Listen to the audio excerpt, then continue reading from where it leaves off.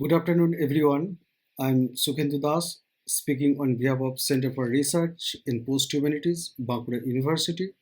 It's my pleasure and an honor to introduce our speaker today, Professor Mads Rosendahl Thomsen. Professor Thomsen is a globally reputed voice in the field of posthumanism. His works in this field has shaped my understanding of this area, and I'm grateful to him for that. Professor Thomsen is Professor of Comparative Literature at Aarhus University, Denmark. He has published in the fields of literary historiography, modernist literature, world literature, digital humanities, and posthumanism. His most recently submitted publication is a short book on the concept and history of text. He is the author of Mapping World Literature, International Canonization and Transnational Literatures, 2008, The New Human in Literature, Posthuman Visions of Changes in Body, Mind, and Society after 1900, a co-author with Stefan Helgesson of Literature and the World, 2019, and the editor of 14 books, including World Literature, a reader. It is published in 2012, and it is one of his highly influential volumes, The Posthuman Condition, Ethics, Aesthetics, and Politics of Biotechnological Challenges, published in 2012, Danish Literature as World Literature, 2017, Literature and Introduction to Theory and Analysis, published in 2017, and the Bloomsbury Handbook of Posthumanism, published in 2020. It is another highly influential volume. Professor Thomsen will be speaking on transgressing or decentering, two tales of posthumanism. I welcome Professor Thomsen. Professor Thomsen, the whole platform is all yours. And obviously, posthumanism keeps being a extremely interesting, complex topic. So what I'm going to do is to talk a little bit to begin with, what's actually wrong with humanism. Why is it that we're talking about posthumanism all of a sudden? And then try to make the case for saying, well, there's a tendency that some posthumanism scholarship goes into one or another direction. I'll try to line out why you could say that there is actually two very different ways of thinking about posthumanism, which may not always be compatible, but I do think that they are complementary. And I'll go step by step and trying to make the case for the relevance of each of these, but also conclude, as you can see, that we can't have one without the other if we want to be intellectually respectable and be well oriented about what is happening in the world. And a lot is certainly happening in this volume that I edited a few years ago, the Posthumanism Handbook of the Bloomsbury Handbook of Posthumanism, together with Jakob Wamberg and with a number of very interesting scholars, including Hazel Gumbrek, Francesca, who will be speaking later on at this conference. We put together a volume that actually emphasizes these two aspects of the posthumanist as a decentering operation, and also as a transhumanist movement spurred by technology. And looking back to the book, one small funny detail about the book is that the most advanced thing I could come up with when it comes to human language in my chapter on literature was to mention that there was a technology called GPT-2, which obviously has been surpassed by GPT-3, and now the talk of the town is this whole chat GPT, which really sort of is, I think, a watershed moment for humanity, because it's sort of become generally accepted that here you have a machine that can produce text, not always better than humans, but certainly has capacities for producing text that no human would be able to process that fast with such an enormous amount of knowledge behind it. which has an ability to do very creative things such as rhyming and making pastiches and so on. So the whole idea of having a Turing test to see is this a human or not, that you sort of could hope that a machine would be able to fool humans to think, well, this might not be a machine, this might actually be a human. This technology has sort of surpassed the Turing test, sort of leapfrogged it by showing that, well, obviously this has to be a machine because no human would be able to do this. So I think it's a very interesting time in that respect. Moving on, what's wrong with humanism? And that's of course a great debate also in posthumanist scholarship. I think Harry Wolff, in what is still one of the best books on posthumanism, in his book What is Posthumanism, tries to line up positions that are very different. That posthumanism can both be anti-humanist but also actually pro-humanist. So it's not one story about where posthumanism goes, whether it's anti or pro the human still. And my own position is sort of still that humanism and the idea of the human, the value of the human, is certainly worth keeping. Others would like to disagree. In our book, our handbook, there's a chapter called The A-Human, which actually makes the case that maybe it would be better for the greater whole if human disappeared at some point. And that's certainly a position. I don't share it. So I think we should, of course, recognize that humanism is an extremely important idea that has had a lot of influence. The whole idea of turning towards saying, well, we shouldn't organize our thinking, our beliefs, and so on. And that's, of course, goes particular for Western tradition of thinking towards a monotheistic God at the center. We should focus on humans. And obviously that has... Well, please, would you turn off your microphone? I mean,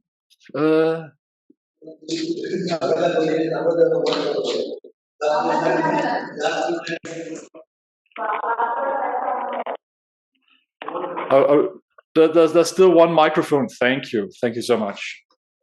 So the whole concept of humanism, what came with it, was obviously the whole Enlightenment, again in a European tradition, but extremely important in furthering science, and of course from a humanistic standpoint.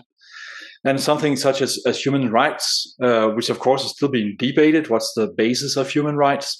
Is something that people can still discuss.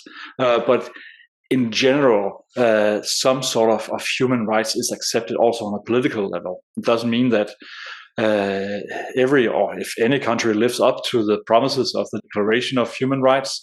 That's one thing, but certainly the whole discussion whether the idea of human rights is something that has makes sense and is a value that people all over the world can sign on to is not a great debate, I think. So that's also part of the humanist tradition. The problem, of course, is what is wrong with humanism is that the human-centered perspective might not take into account what's good for the rest of the world. And you could say that posthumanism is in some ways also an expansion of the ethical perspective that we have, that we cannot just rely on thinking, well, how do we make a world that is better for humans, but also how do we make a better world as such? So where do other forms of life in particular fit in? Some would say that we need to even go beyond life. Just think of what is matter. If you go to object-oriented ontology and so on, you sort of really expand the whole idea about who is worthy of recognition in an ethical point of view. So a lot of things you could say nothing is wrong with humanism as such, but the human-centered perspective of the world has certainly had some consequences, and that's where we now find us in a situation where you could say there are perhaps two directions of thinking about where should we go. And as I said, these are not mutually exclusive. I think they are complementary, and I think they're both important. So the one would be the whole idea of decentering, an operation that says, well, we need to give up the idea of the sovereign subject, the sort of enlightenment, the romantic subject, the whole idea that there is sort of an ability in the human to use particular, often God-given, but also just ideas of rationality that gives the human an exceptional position in the world. And also giving up the moral right to shape the world. So it's a post-anthropocentric view, the decentering. Of course, I'll come back to this in more detail. And the other point of view would be that the posthumanism should be understood as a part of transcending. That the human, as we know it, might not be the last and most advanced version of Homo sapiens. And I think that's an enormously provocative thought. I've written about it in my book, The New Human Literature. And one of my points is to say that so much of our thinking, religious thinking, moral thinking, philosophical thinking, more or less sort of implicitly assumes that the human, as we more or less know it now, will be the last and most advanced version of life on Earth. That's sort of something that we sort of, we humans, nothing will come after us that will be more advanced. And I think, of course, that's a pretty arrogant idea when you even talk about how we can see that humans have evolved in the past, say, 8,000 years or 20,000 years. Obviously, there has been a lot of evolution with humans.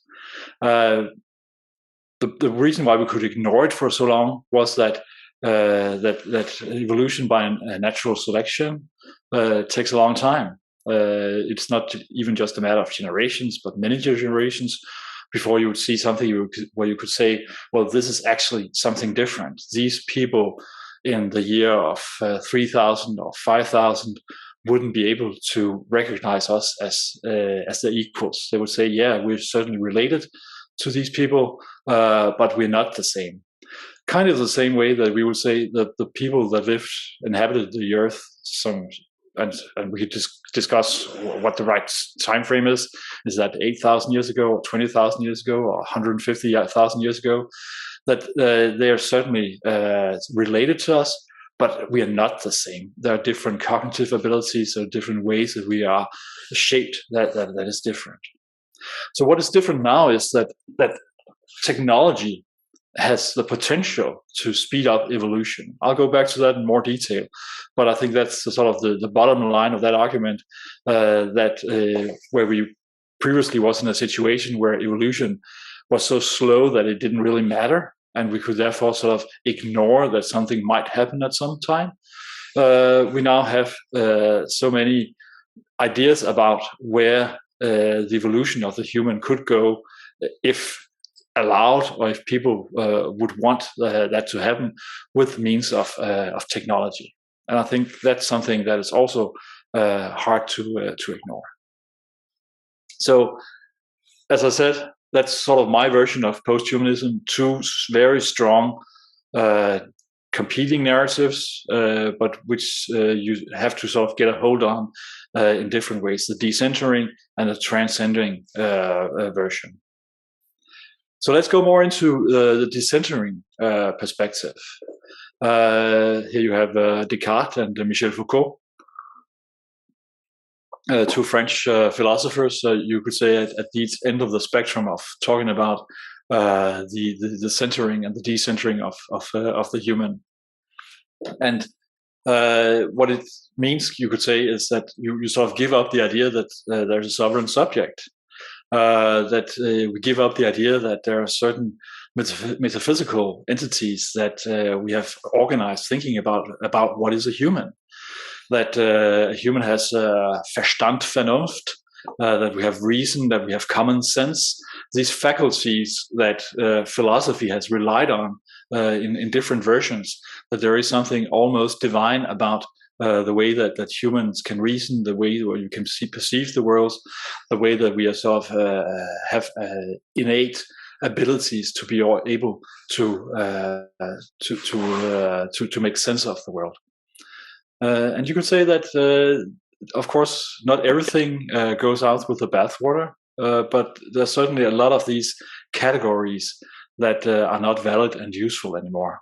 And Michel Foucault, who looks a little bit perplexed in that picture I put up, but was certainly not perplexed about the idea that we might come to the end of thinking about the subject, that there's a new way you have to configure what is the role of a human, what is the role of the individual in a larger landscape where we cannot rely on what exactly someone like Descartes did, that there is a kind of thinking where we can make sense of the individual and connect it to an almost divine way of thinking about reason and common sense.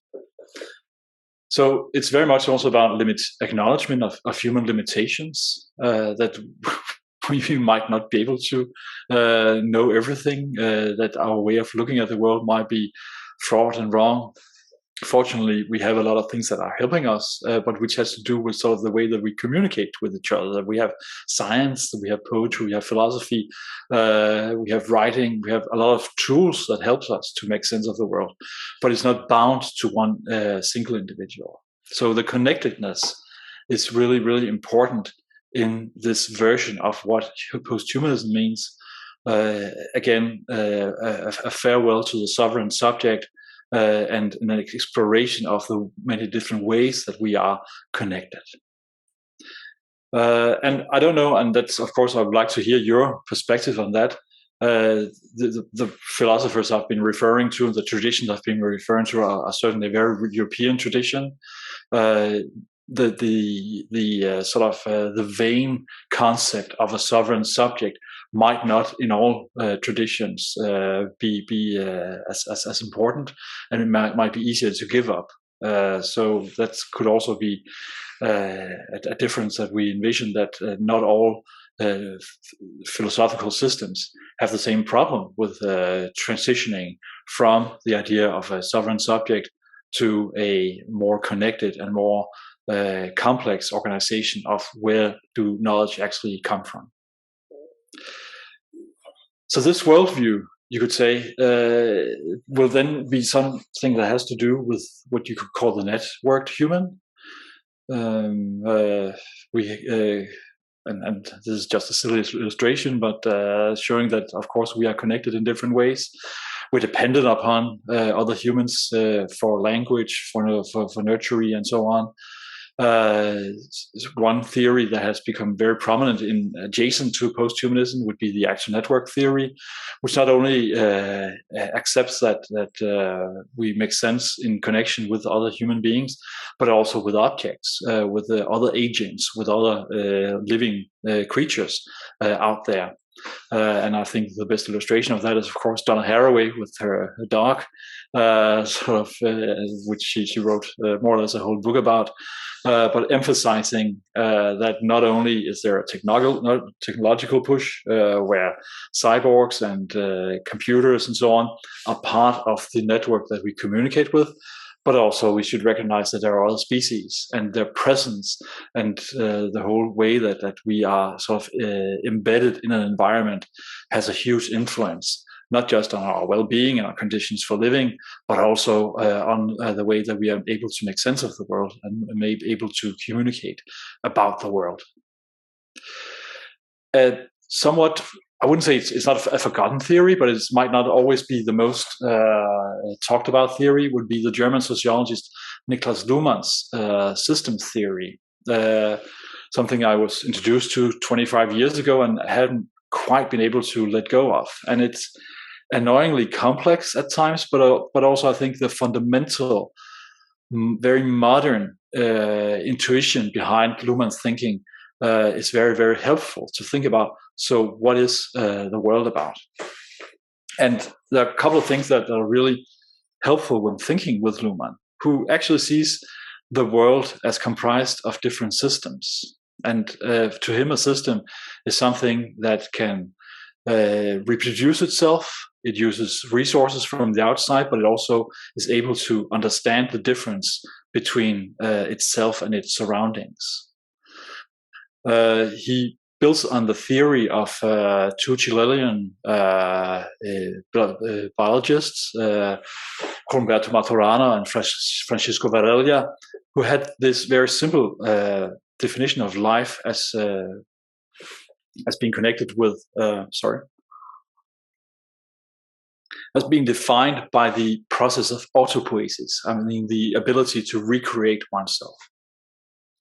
And Luhmann picks up on that idea and takes it from biological system and posits it that it also works for social systems. So his worldview is very much built on that there's biological systems, and where you say, yeah, my body can reproduce itself. It does so all the time until it doesn't anymore. And it can recognize the difference between what is my body and what is not my body. And it uses resources from the outside to do so. Inside my body, there's a consciousness. And so Luhmann talks about biological systems that works with producing life, whereas consciousness and social systems produce communication. So my consciousness produces itself all the time, and it is through the way that I communicate related to social systems. It is not a part of those, but it communicates with social systems who also reproduce themselves, and which can be of many different variations. You have families, you have societies, you have organizations, and Luhmann builds a whole theory about a history of the more and more complex ways the systems arise, that we have monetary system, judicial systems, educational systems that sort of produce their own way of thinking. And the provocation from Luhmann is to say that these systems are not just constructions. He actually thinks that they're empirical. And you could make the case. They are certainly not dependent on individuals. When we talk about, for example, the monetary system or the judiciary system, it's not dependent on any one individual. The communication around this is, of course, something that individuals take part of, but the systems seems to have a sort of a way of working on their own, and again, not dependent on individuals. So I think this is a very elegant theory. It has a lot of overlap with action network theory. Luhmann was also very interested in artificial intelligence, which of course was much more primitive at the time of his writing. He was very interested in the way that as I mentioned, societies developed. So you have these extremely complex developments of systems, and above all, he also connected it to a theory of what it means to be human. He's often described as a sort of a code theorist, someone who, and actually described by himself that this is not a nice theory about human existence. But very useful. Sometimes you need to have sort of a cold look on things to have clarity. So in his work, there's no privileged position for the individual. We are part of different systems that organize themselves. Again, as I said, these social systems sort of mimics life in the sense that they reproduce themselves. What is more important is also that the individual is always something that only makes sense through the way that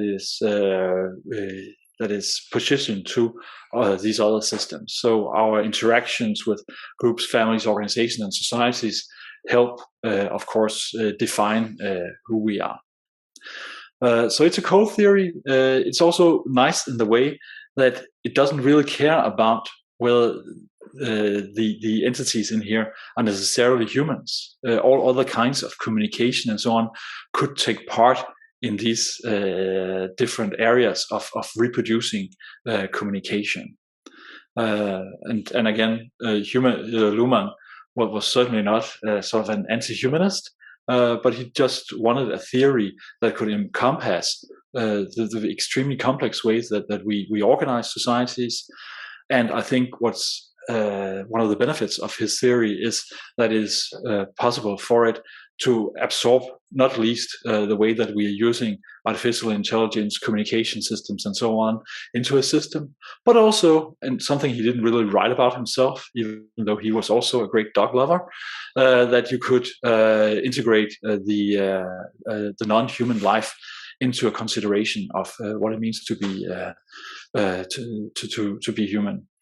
And he was concerned with ecological thought. Again, back in the late 90s, obviously ecological thought was not a new thing, but still he was sort of at the forefront of thinking about how can we process the idea of ecology within these societal systems? How can we make the different societal systems who have some kind of independence, how can we make them more attuned to these new demands for thinking about a larger ecological global perspective? And I think that is, of course, important. That is one of the reasons why I think that the posthumanism is so extremely important, that there is a ecological concern inbuilt into the thinking of posthumanism. The care for the species, the care for the planet as a whole. As my illustration there shows, we only have one planet, and if we eat it all, it's game over. And also, that's one of the reasons why the Anthropocene has also emerged as an important term, which originally springs from geology, the whole idea that humans are the strongest force onto the geology of the planet at the moment through nuclear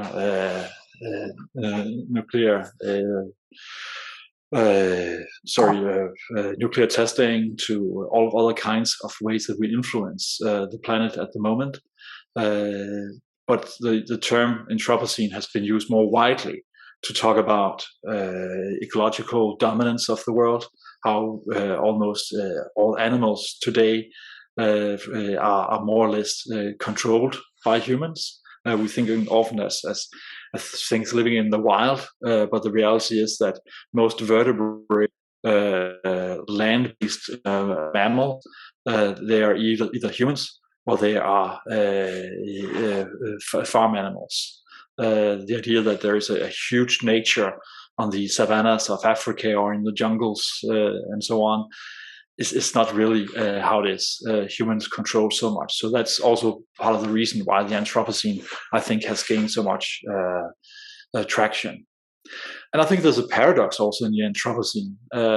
It seems on the one hand that there's sort of an inbuilt fatalism, the whole idea that you have the human period, which as all periods come to an end, at some point this will also probably come to an end. So what will be after the Anthropocene is sort of inbuilt into the whole idea of these kind of periodizations.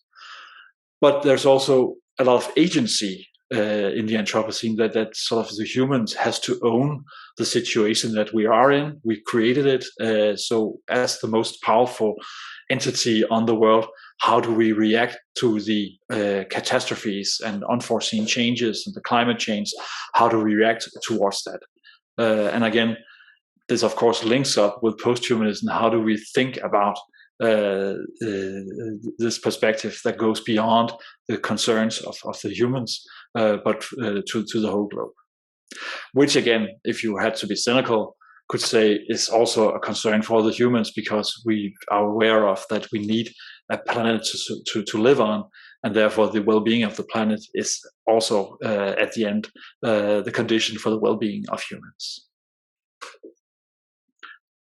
Okay, so one last thing I would like to mention when it comes to the sort of the decentering elements of posthumanism.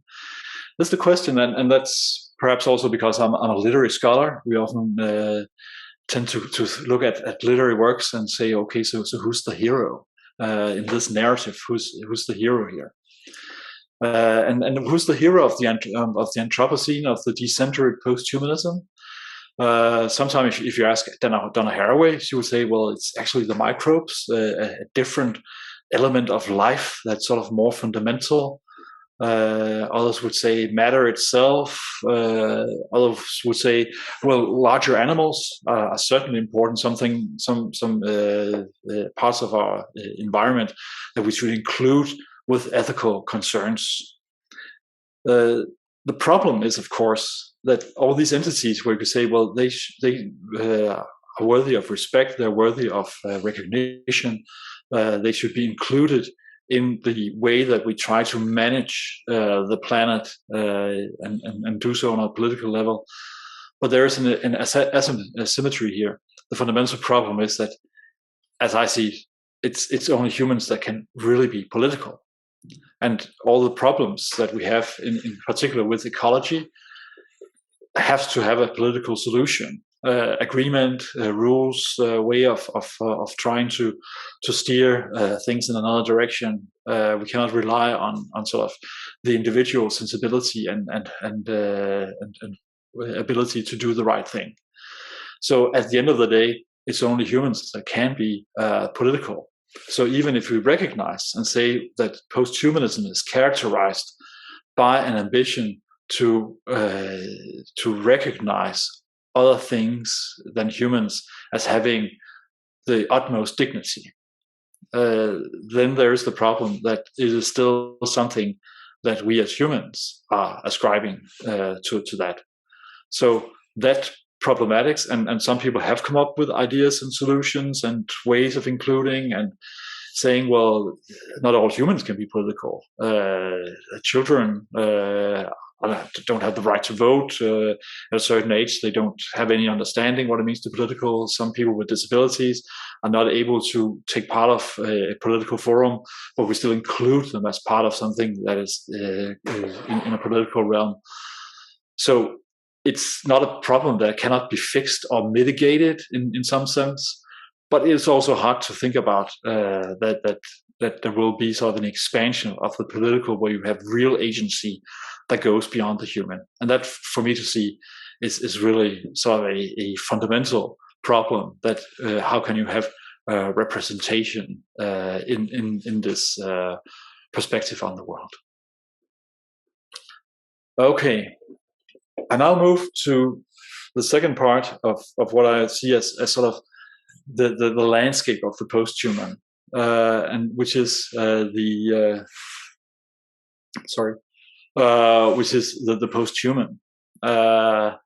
And there are a lot of funny caricatures about how we might develop, and not always for the better. As I said at the beginning, you could say that we should have thought about the posthuman for a long time.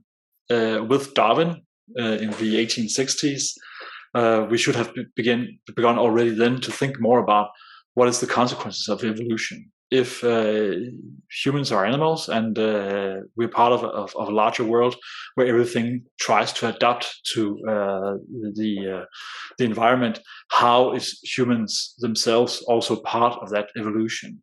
And again, looking back, as Darwin did, it's easy to see that we come from somewhere else. Why wouldn't we be going somewhere else? There are arguments saying, well, now we become sort of, because we have so advanced societies, that natural selection is not what it used to be.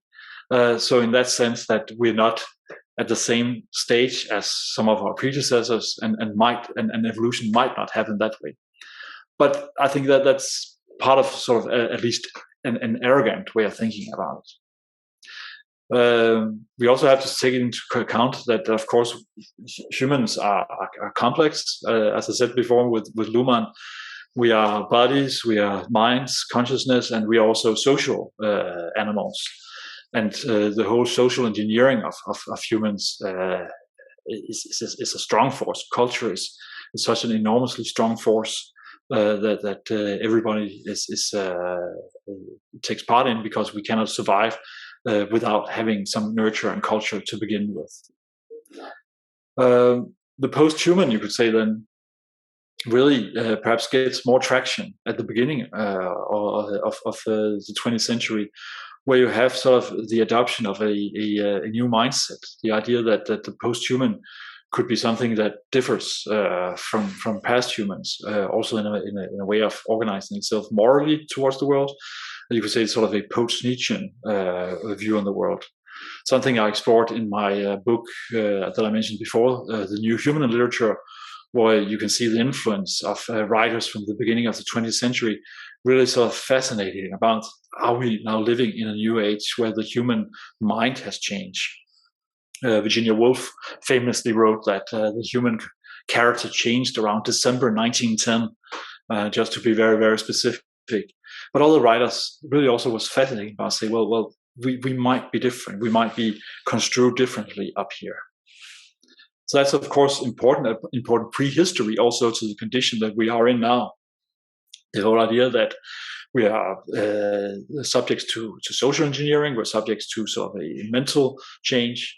But what really makes the whole idea of the posthuman so relevant today is that there is a possibility of seeing the human body as something that might not develop as it used to do. It might be subject to all kinds of different changes.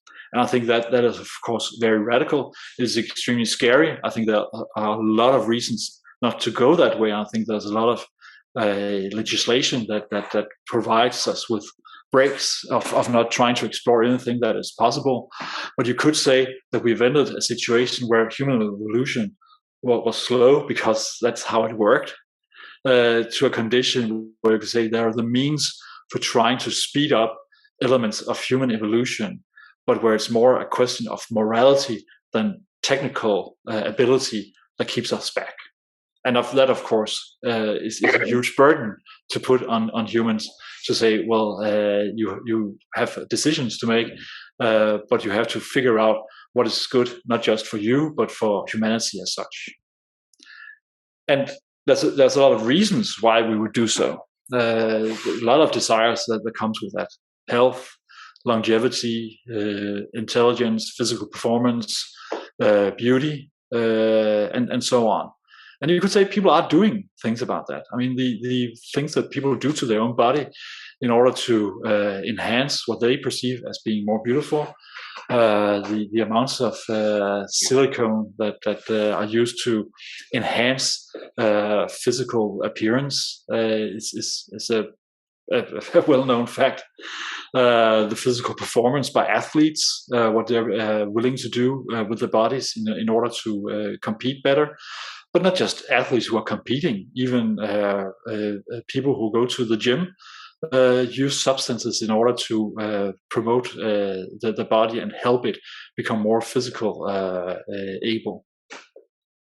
And of course, health, longevity, intelligence are elements that people really generally desire to improve. And if we have the means, what is then keeping us back?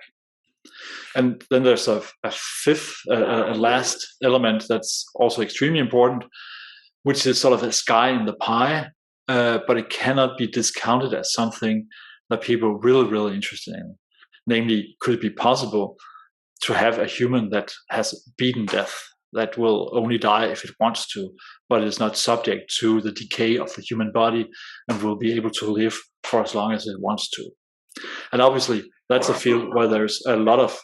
Excuse me, would you turn your microphones off? There's someone who's coughing. I would appreciate if you could turn off your microphone. And beating death is something that you see a lot of people who are investing money in. Some of the biggest companies in the world, like Google, Oracle, the CEOs and owners of these companies are well known to invest a lot of money in companies that give more or less realistic pathways to thinking about how can we extend life for a long, long time. And that's, of course, a huge thing. In particular, if you have the idea that, let's say you have technologies where you could prolong life, but it would be extremely expensive, then the idea of the unity of the humanity would be lost. And which I think we've actually devoted a whole chapter to that in our handbook, that the unity of humanity is such an important thing, not just because it's a biological fact that there is only one humanity, but also because the loss of a unity of humanity would have so many unfortunate social consequences. It's a question I often, when I talk to high school students about that, provoking them, saying, well, if you knew that you were bound to live, say, 100 years more than I, or 50, we don't know where sort of this breaks, but you would begin to look at me as being someone else, someone lesser. That equality, I think, knowing that everyone is mortal, plus minus 10 years given your social conditions and so on, but on average, that's about as far as the spectrum of what you can do at present time is. But if that were to be expanded into tens and or hundreds of years for those who are able to pay for it, then we'd have a very, very different condition. And I don't know how realistic it is, but I do know that very wealthy people are paying a lot of money to investigate these matters. So that's certainly also a pathway to posthumanity that could be very dangerous. And just to be more specific, when we talk about the posthuman, I mean, Catherine Hales wrote a book that says how we became posthuman as if it had already happened. And I certainly agree with some of her ideas about how our reliance of technology plays a huge role, and increasingly so. But it could also point to other ways where you could say, well, what is the threshold actually? When would we say, now we have something that is posthuman?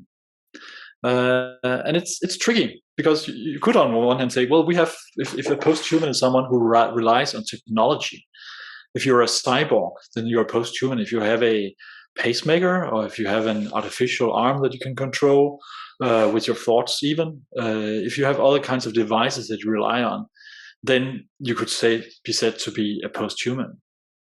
The thing is, of course, that most of these technologies are used as therapy and not as enhancement, and we seem to be much more comfortable with therapy. If you have lost an arm, we're just so happy if you can get a functioning arm, but we don't really appreciate a world where you have people wandering around with 3 arms. That seems like something that's sort of an unnecessary enhancement that breaks with normality. And you could come up with other things where you say, well, why would you have enhancement through this particular way of going about that? Medical enhancement, again, I mean, going back to desires for beating death, ways that you would be able to take substances that would be able to give you different advantages in longevity, but also, as I mentioned, the way that we use substances to grow bigger muscles and so on, to make cognitive performance better. So all of these elements are also part of the whole debate about enhancement, and which, of course, sometimes can be difficult to say when is a different means about enhancement and not about therapy. And I think some posthumanists who are more radical than I am, I don't consider myself to be a transhumanist, but I'm certainly fascinated about the field. So they would argue that there's a moral obligation to sort of lift the floor of humanity, particularly if you have people with cognitive development that doesn't allow them to participate in modern life. If we had means to sort of raise the floor for those who could be lifted in general cognitive abilities through some kind of medical enhancement, some even suggest sort of just putting iodium in the water would sort of increase general intelligence by a couple of points. I don't know if that's realistic. I don't think it's ethical. But I get the argument, because we're so often concerned about transgressing into sort of a better human, a posthuman. But also, you could also think about a posthuman condition where you would much more try to control that everybody has a fair go, because you have a world where people become more equal as part of these kinds of medical enhancements. So that's a different kind of moral ambition that you have here. Genetic treatment, I think, I mean, and which is so different from what it just was 10 years ago. When I wrote my book, The New Human in Literature, the whole idea of the CRISPR-Cas9 gene editing technology was not public. You had different groups that worked on producing them.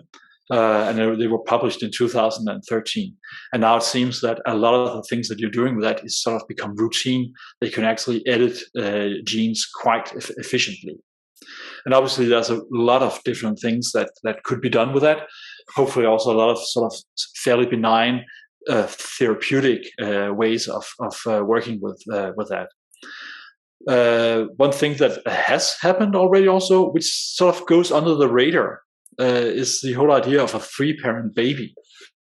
Again, that was something in my book that I could mention because it had been legally approved, but there was not yet a 3-person baby.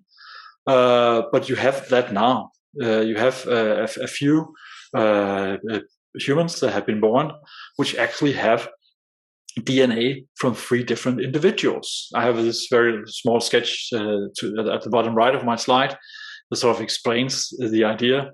And it's, again, all about therapy, all about avoiding that you will produce an individual who will have an inherited disease, and to sort of go beyond that. And the first 3-parent baby that was born had 2 dead siblings who had died at a young age because they had this inherited disease.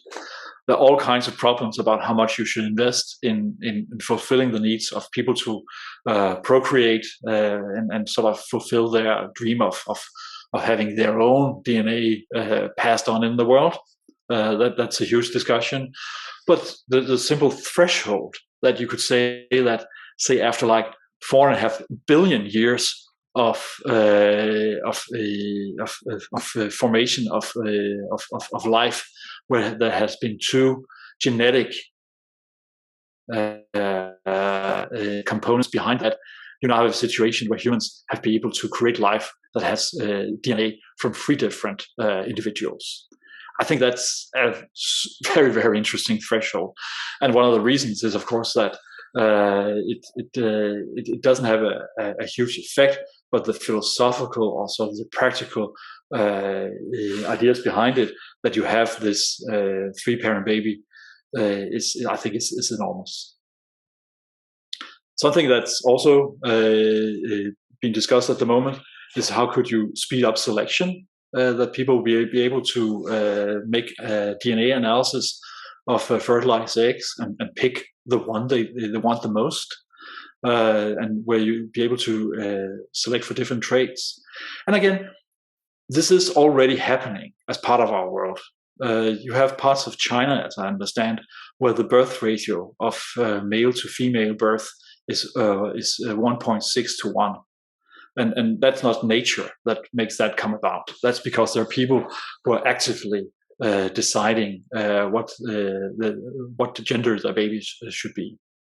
And of course, with the price dropping for DNA analysis, you will see also that the possibility of selecting for different traits is possible, and which is a dangerous situation. I mean, I'm a little bit reddish in my hair. I guess a lot of people would say, well, that's not what we want. We want a black hair or real blonde hair. So different traits that for various reasons would be selected for, I think could at some point, and it may not be now, but certainly technology is there, and certainly people will be using it. So the whole idea that more and more people would at some point begin to select for traits, they say, well, of course, we'd rather have a potentially intelligent baby, someone we can see as being potentially more good looking, someone who's obviously in better health and so on, as far as we can see. So this whole idea of playing with risks would be introduced at some point, I'm pretty sure. And we'll then have what Jürgen Habermas, the German sociologist and philosopher, called a liberal eugenics. Not a state-ordered way of saying, well, we select people and disallow some people to reprocreate and so on.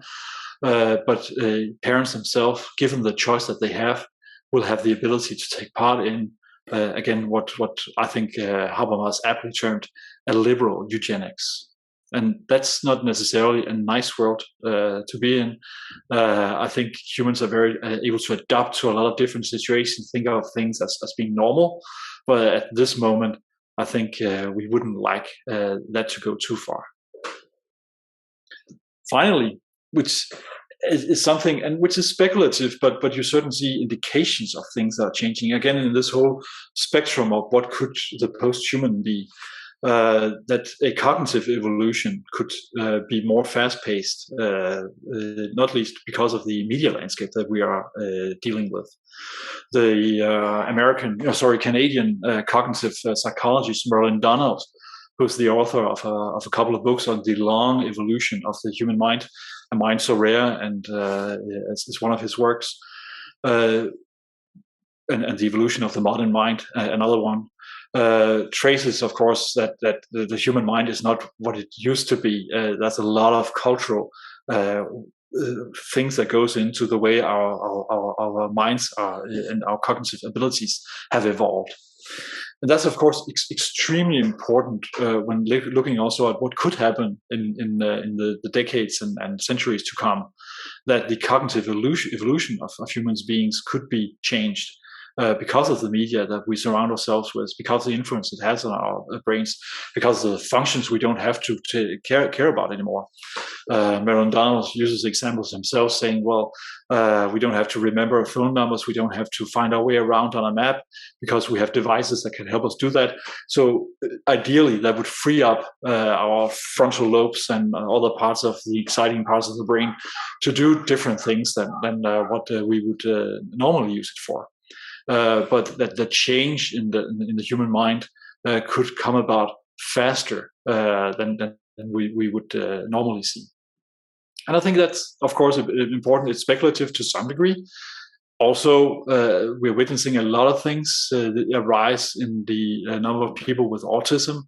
Where does that come from? What's the reason behind that? We don't quite know that. But a cognitive evolution of the human being as part of a general way of making an argument of saying, well, the transhuman, post-human is actually coming about in different ways. And there's, of course, a lot of ethics, pro and contra, all of this. You could say, isn't it the right of the individual to become better? If a very wealthy person has the means to try to live longer, isn't that his or her right to do so?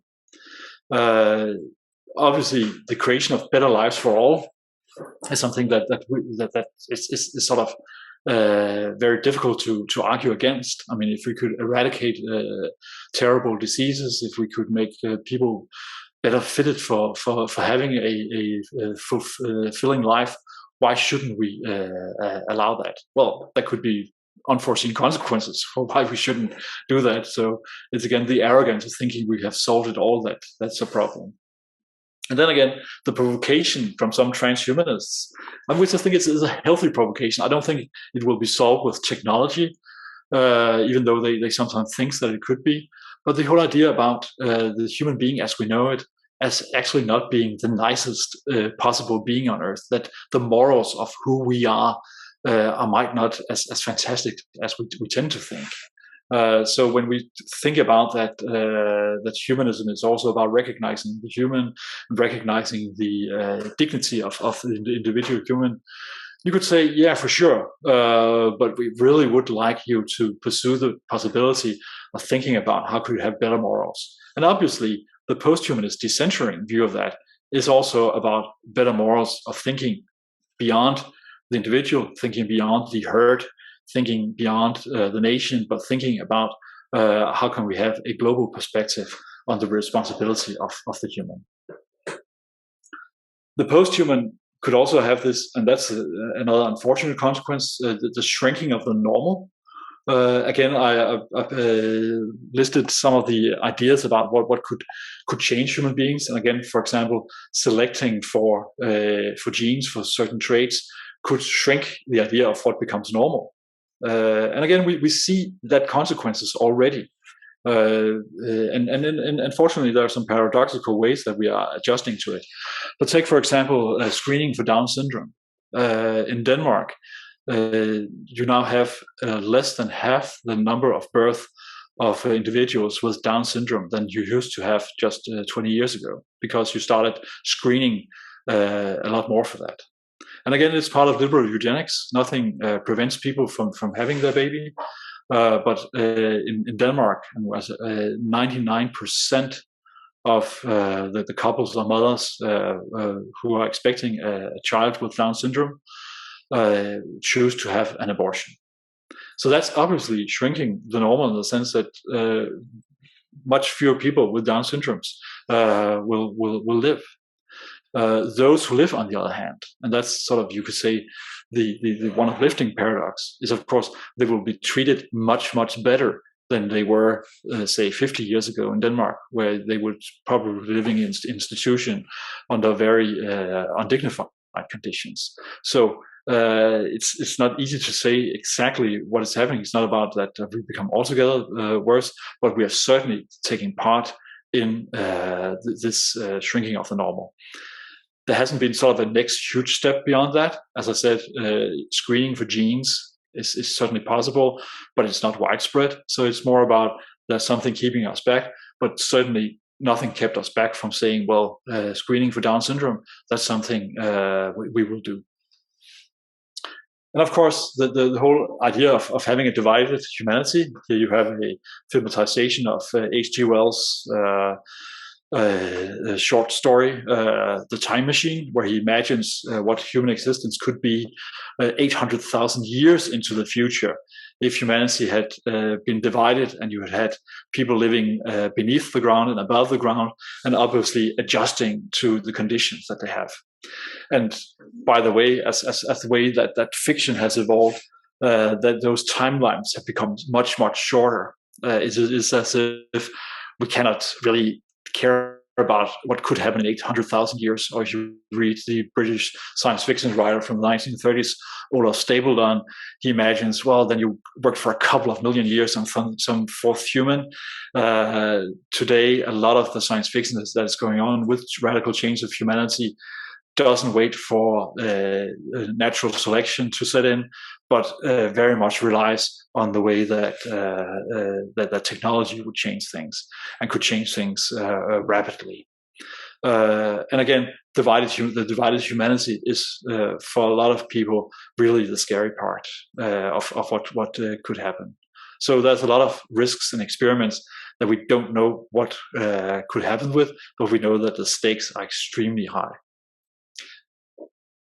More uplifting, of course, also in these fantasies, what the human could be about is to think about that we are fortunately social, and that we really can't live without other human beings. And that's sort of the uplifting, you could say, element of a lot of science fiction, is that the worst nightmare is to be isolated. That you live in a box, live with a few computers, but essentially is isolated. You also perhaps remember the ending of Stanley Kubrick's Space Odyssey 2001, where you also have the surviving astronaut living isolated. The French author Michel Houellebecq, in his fantasy of the future, the possibility of an island, also has an individual who has been cloned time and time again and gained some sort of quasi-immortality, but has him living in a world where it doesn't really make sense anymore because all sociality is lost. So the ambition of having authentic life, and here you have a film still from Blade Runner 2049, where there's this in this super technical fantasy, the idea of something that is authentic, that is sort of real connection with life is important, and also emphasizes the importance of the imperfect, which I think art and literature is very good at emphasizing, and which is important also as an antidote of the sort of seamless fantasies of a post-human life, of transhuman life, where everything is perfect. Then the values of imperfection is actually important, and you could argue with that along many lines. What it means to storytelling, what it means to humor, what it means to beauty, even where you could probably not think of something more scary than the completely perfect face of a plastic robot compared to the beautiful but imperfect ways that a human presents itself with its aging face. So to conclude, transhumanism and posthumanism, two coins of the decentering and the transgressing, as two coins of what constitutes the landscape of posthumanism, I think is a case of we can't have one without the other. And to refer to the German sociologist Ulrich Beck in his Cosmopolitan Vision, who again mimics Immanuel Kant, says that cosmopolitanism without provincialism is empty, provincialism without cosmopolitanism is blind. And I think some of the same thing goes for this field. On the one hand, we need to be aware of the ideological aspects of thinking about beyond the human as what is deserves dignity, but thinking without the content of what technology provides would also to be put on blinders and say, well, there's a part of the world we don't engage with. I think that is really important. What it does in concerto, these two elements of the decentering and the transgressing, is to push toward a wider set of inquiry. I think it pushes toward a wider discussion about what's the moral basis for action. And I think also that the whole idea, which I also think is an ethical idea, that we're not being naive about technical development is a really important issue at the moment. And that's really what we tried to do in this book, to have both sides of the coin in here, to talk both about the technological driven ways that the human condition have changed, but also the mentally, the social aspects that makes ourselves and our position in the world seem different when we sort of abandon the idea that our work should be human-centered. So thank you so much for your attention. I look forward to discussing with you, and above all, I wish you to have a wonderful conference in this weekend. Thank you.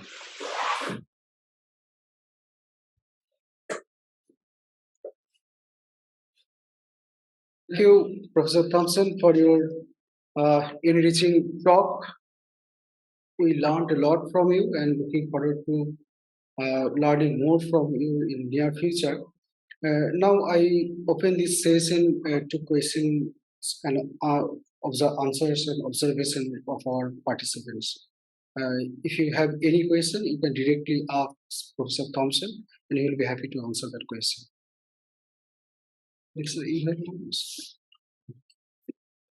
Hello, Professor Thomsen.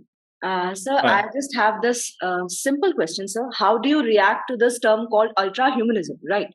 And that too, specifically, how do you react to the conversion of a person into, a cyborg, the complete organic structure? It has been, totally changed. So how do you react to it?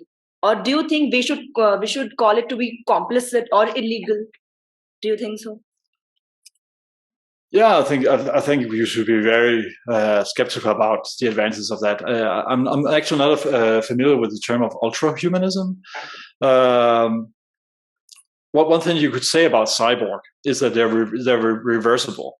I mean, if you start changing the gene lines of human beings, and we start messing with the way that humans procreate, and you sort of make them more alike and what have you, then that's not reversible in the same way you could say you just stop producing cyborgs, because that's something you need to rebuild again and again.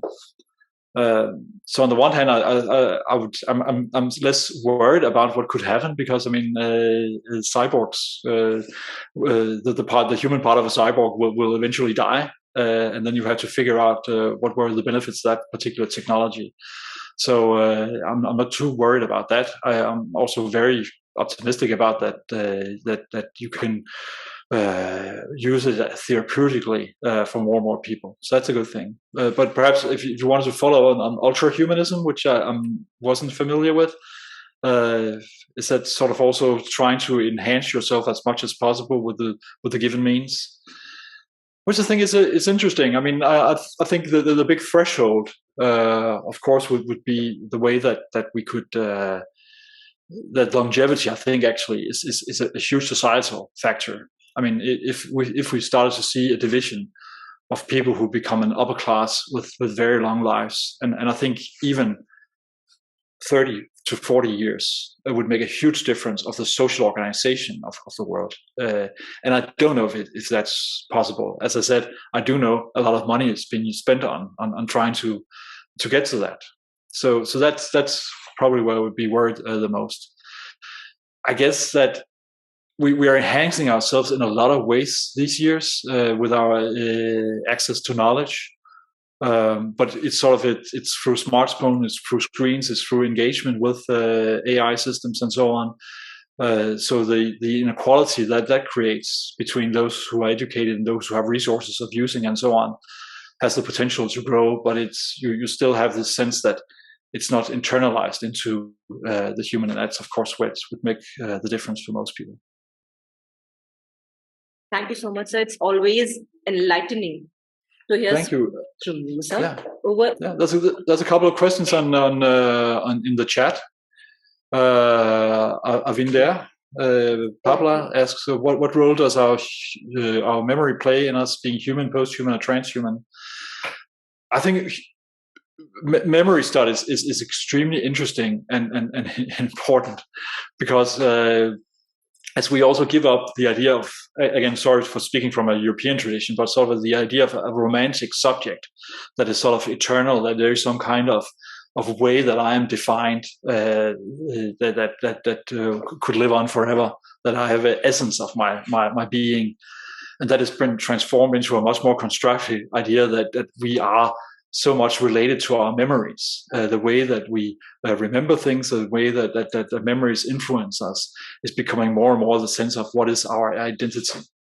So obviously, memory is not innocent. You can do a lot with memories. There's obviously a lot of research on how do you work with trauma, which of course, again, is the therapeutic element, but also people trying to investigate in a human life, how are we constructed by in these memories, who also pop up involuntary and so on. So that is of course a huge aspect. Something that to some degree is reliant on the way that we, I mean, in an old-fashioned way, nurture our own ability to remember and to nurture memories.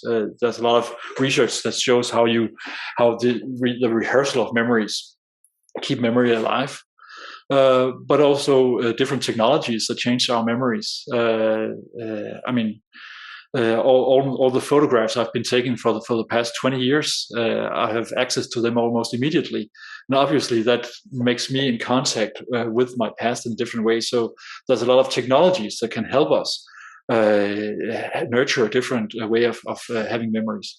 But I think the role of memory is actually a very positive way of going beyond sort of the technological fix that there's some technology that can do something very drastic, but actually trying to understand how complex memories are. And I think the reason I showed the still from the Blade Runner 2049, and actually I skipped over a clip from the film where one of the central scenes is to be shown how how you still try to produce sort of authentic memory, that even in this world where there's the difference between a cyborg and a human being, of an android, a robotic existence, and a human being has become void, that sort of the original memory, the authentic memory, whatever it is, actually still matters. So memory has a huge role. And then Gurav Mukherjee asks, what happens when the post-human becomes the new normal in evolution? Will it bring along with it something that would be called the new social? I think that's a very good question. I definitely think it will. I think it's naive to think that we can have a change in the way that we think of the human body and human mind, without also thinking that will have consequences for the human existence. That's actually, I mean, if there is a plot in my book, The New Human Literature, which investigates changes in mind, society, and body in that order, it would be that every time you try to say, well, we can change one thing without having consequences the other way around, either as a critique or something that reinforces it, that's a naive view on that. And someone like the American political scholar Francis Fukuyama, who's most famous for his The End of History, where people criticized him a lot, saying, well, you're getting off too easy. Now you have your liberal democracy, and you're saying that's the end of history, and there's no viable ideological alternative to liberal democracies. And I think he still stands by that. I certainly prefer liberal democracies to a lot of different forms of governing.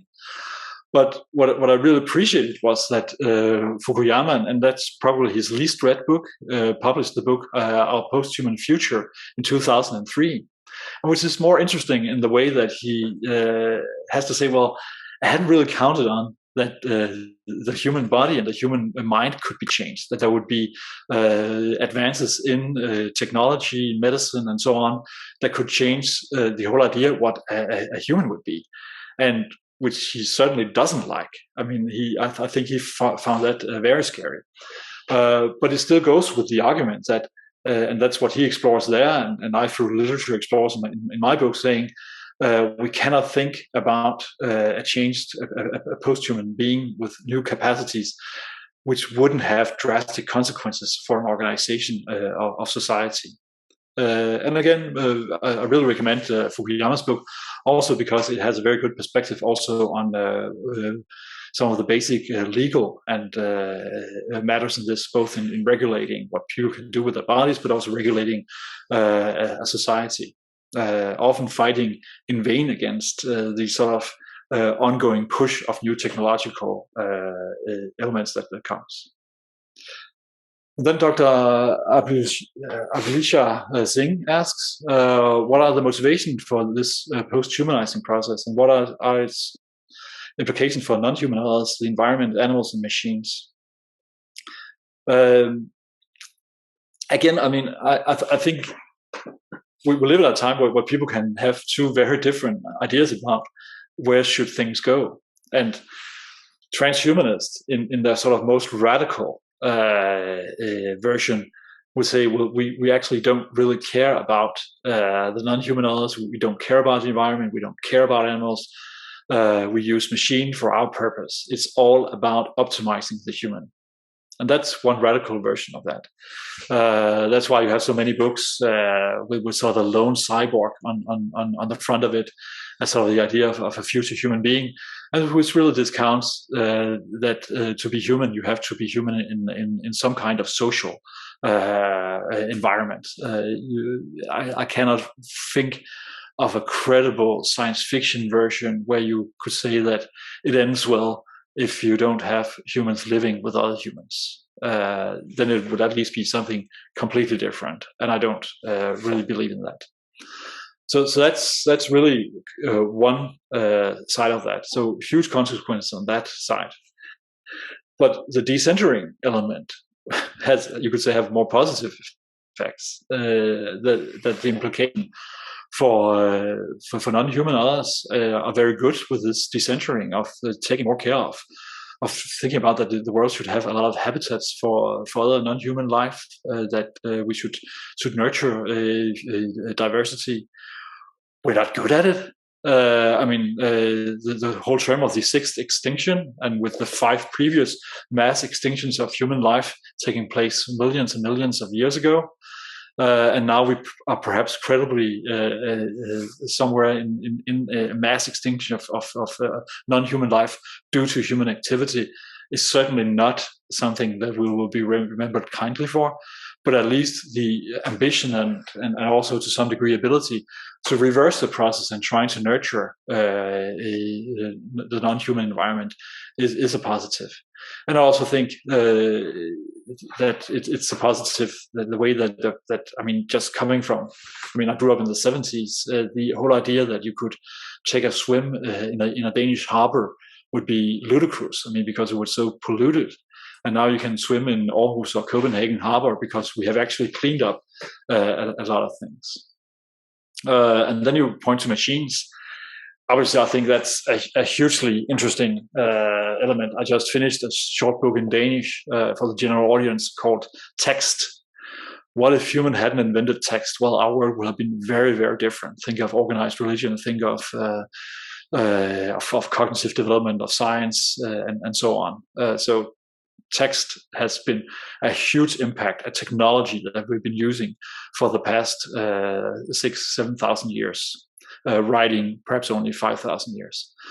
And now we're in a situation where we cannot rely on that the text that we're reading will come from humans. After sort of 6,000 years of handcrafted human text, we're now surrounded by all kinds of ways that we are in our production are influenced by text. We have grammar assistants and we have spelling assistants and more people. And that's why I think November 30th, 2022 is really a pivotal moment, because with the release of ChatGPT, people realized that we are in a new situation where the way that we engage with machines have entered a new level, which has become accessible, which become useful, error prone, lots of problems, but also extremely impressive in the way that we interact with machines. And there's an American professor from the Salk Institute who said, well, try to think 100 years ahead.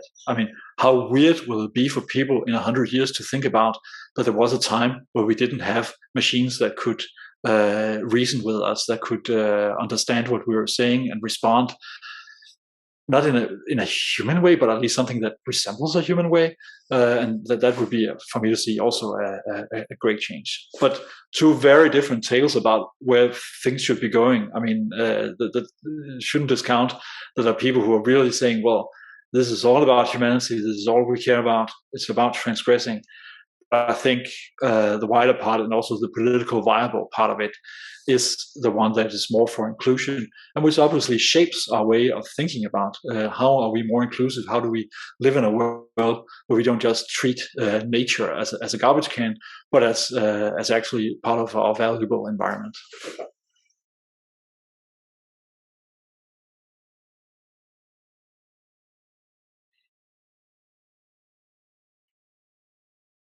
Yeah, thank you, Lucia Wernick, about extend life. I mean, different kinds of medicines. I mean, people realize that the extending life is really, really complex, and that you need a whole different way, sets of way to extend life, because there are so many different aging processes that influence us. And again, I'm not sure that they will be successful in it. I haven't heard of a breakthrough, but again, as I said, certainly people are investing in doing that, seeing if you can program cells to not age, to reverse the idea of aging. Would be one thing. There are also fantasies about that you could actually upload a mind, so you could sort of get rid of the human body, but still have a mind that would work. So that's definitely some of the ways that people are trying to see these investments.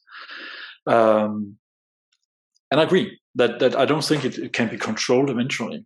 Let's say there's a breakthrough which is credible enough that some billionaire or vain person who say, well, I'm worth really preserving, then of course that will be people who can find loopholes either where you do it legally, or whether it just won't be any legal control that you find some getaway in a desert or on a mountain where you can make experiments that otherwise would be illegal.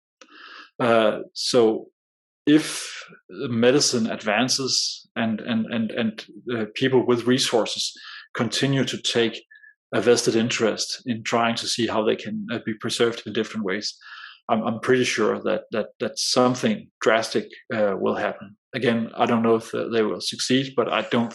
You just can't discount that. So much of human existence is also bound with the idea of non-existence. And it would really be something that people would do a lot to invest in. So I don't think that is going away, even if you could say it is sort of the selfish way of thinking about that. And again, to refer back to Francis Fukuyama, who in conversation with some transhumanists at Aarhus in a conference in 2010, sort of almost gleefully said that we cannot expect that we can solve the problem of aging in the same tempo. So we might be able to extend sort of the basic functions of the body. We'll be able to push oxygen around in the system and so on, and feed the brain with oxygen. But maybe the brain at the age of 95 will then have Alzheimer's, and you will then have a body that can live on to 140 years. But the last 50 years will be in a sort of a diluted state of mind. So that, again, that's sort of the hopes for the anti-transhumanist position. But then again, I mean, with the argument you also see from transhumanists is always that things are accelerating, that the inventions and the progress in different areas are not just happening on a linear level; they're happening on an exponential level. So the inventions that will be needed in order to combat, let's say, Alzheimer and maintaining bodily functions and so on, that they will be advanced in the years to come. And you could say that there's a lot to be said about that. I mean, things are happening at a breakneck speed at the moment. And if we go just back 20 or 40 years and look at the world that we inhabited and then look at the technologies that we have now, well, why not think about that this could go on? So yeah, to answer your question, I definitely think that a wide range of different ways to try to solve the problem of aging and keeping bodies alive is being invested in, and certainly it's something that at some point will be done where there are governments that can control it, and which I think is a shame. I think it's fantastic that we live in an age where the unity of humanity is pretty much understood, that you have to be very racist to say that there is a difference. And that's not a long time ago that we lived in a world like that. So, yeah.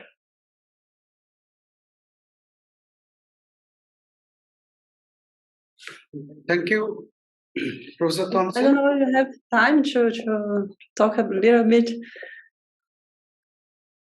Yeah, just sure. Or add something in the question. I don't know if I will be able to speak in English. I'm learning a bit. But the question was related to the lack that I see in political in some way in our social structure, like the big difference in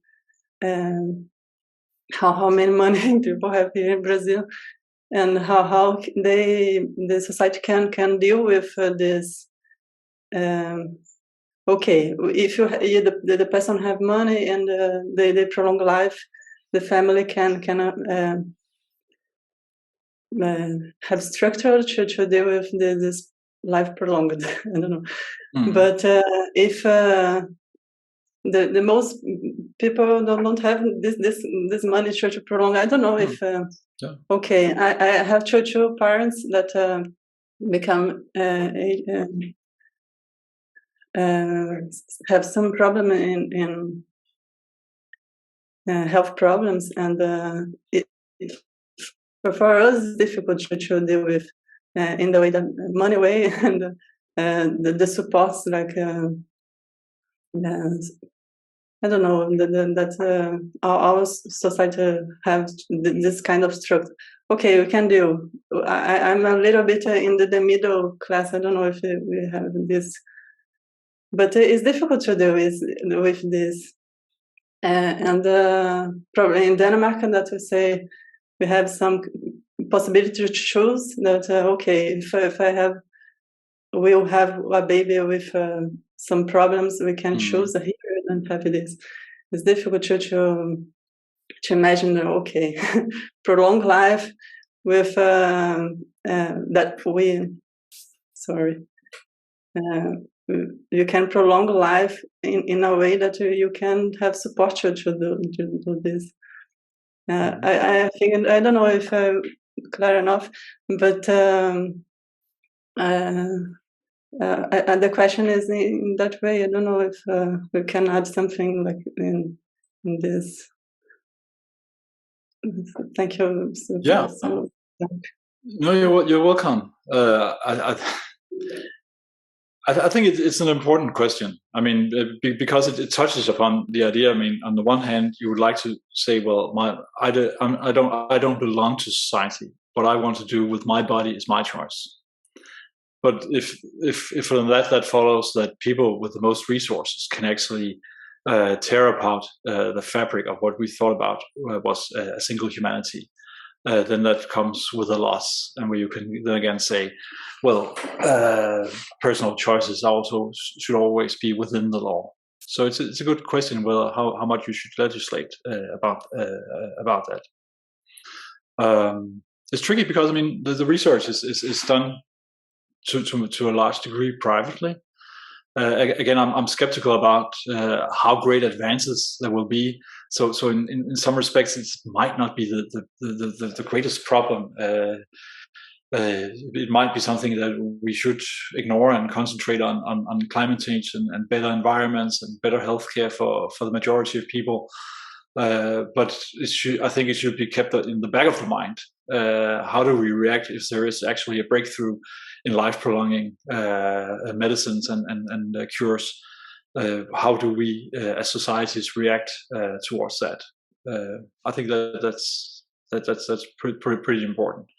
And again, I mean, some transhumanist manifestos and so on, they say, well, this should be for everyone. Everybody should have access to this, and that's very nice, but you don't really believe that. I mean, I think at least at the beginning, let's say there is some kind of cure that will change the state of the human life expectancy.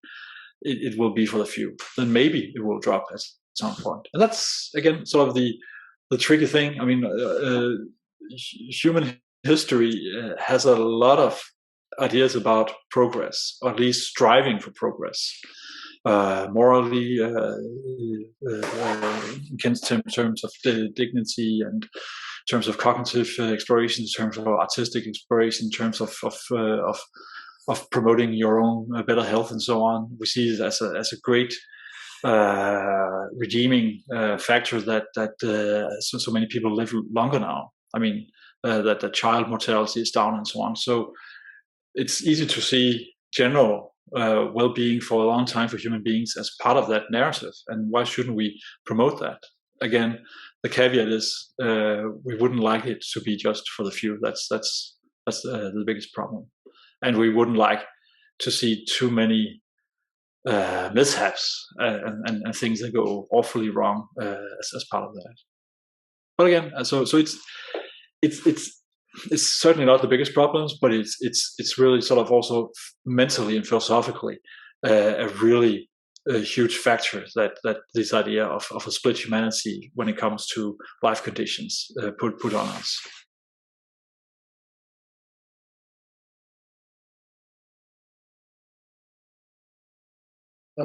Thank you, Professor Thomsen. Again, it is an experience to listen to you speaking. We are really honored to have you with us, and we are looking forward to working with you in future. Thank you, sir.